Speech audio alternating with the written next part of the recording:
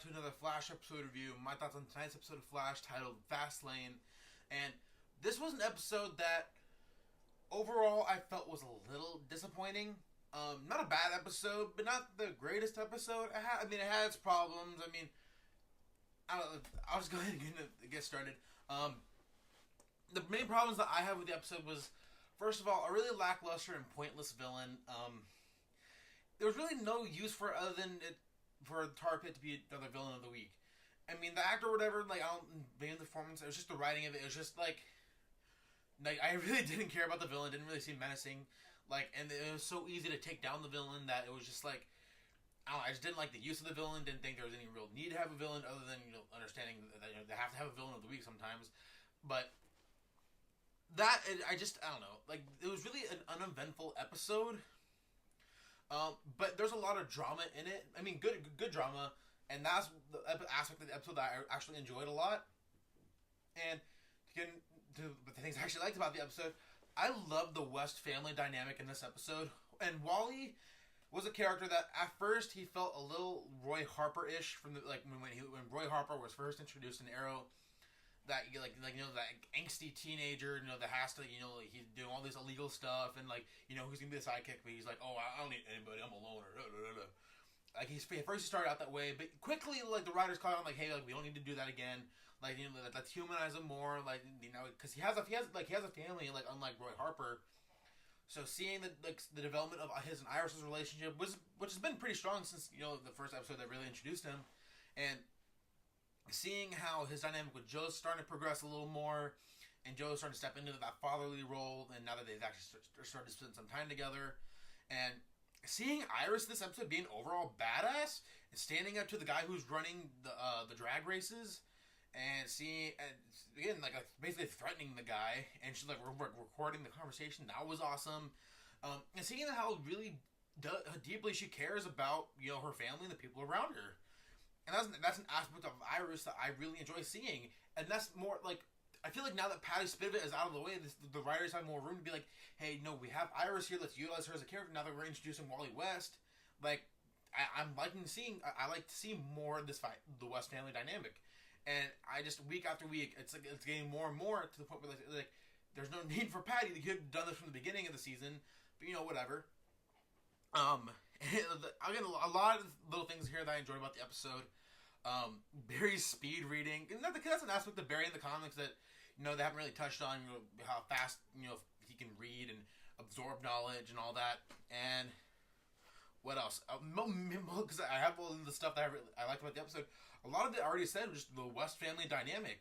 I mean, this episode again pretty uneventful. I mean, yeah, you had the Wells stuff going on with him creating the device to absorb Barry's speed, and within an episode he admits to Barry, yeah, hey, that was me, I'm sorry, but you know how to do it for my daughter, and then everyone was mad because I feel like this version of Wells so far has been really, I don't know, he's been so I'm not that Wells, and he's so angry all the time that I kind of, it's just whenever I see him on screen now, before I was excited to see the Wells character and Tom Cavanaugh brought back on the show. And at first it's it's cool seeing the dynamic, seeing how fatherly the Eobard Thawne Wells was in the first season, and seeing how this really cold and distant version of Eobard Thawne in this episode. That I want to see more of this character than just that he's a loner and doesn't want anyone to talk to him. We've seen enough of that. Let's see him more of be a part of this team now, that because Barry has trusted him from the beginning, and obviously the rest of the team hasn't. Obviously Joe hasn't, and Joe immediately snapped on him. I mean, he went off as soon as Joe heard that he tried stealing Barry's speed. He's just he's just doing the same thing that the other Wells did. And seeing Barry in this episode, this is other than the fact that they both stole his speed, this is the most positive I feel like Barry has been in a while, and so trusting. Because I feel like Barry's been so down on himself because of the whole Patty thing. And that's where I feel like the Patty character just brings an unnecessary dead weight to the show. That even it brings down Barry when he doesn't have to. But seeing him in this episode, he's a little more positive. Despite what was going on, he still was being positive. The only thing I wish that they would have done more in the episode was seeing... I don't know if even Barry and Patty even had a scene in this episode.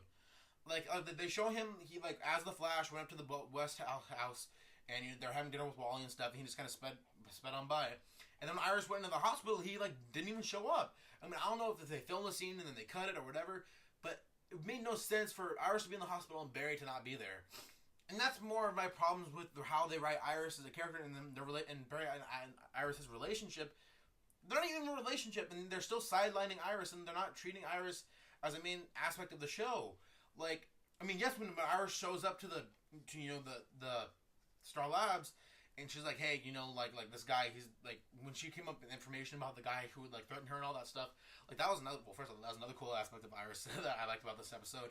That was the only time we've really seen her like in the Star Labs in a really long time, and I just don't like when. I mean, I've gone on in the past my problems with the writers and how they treat Iris and Barry's relationship and all that.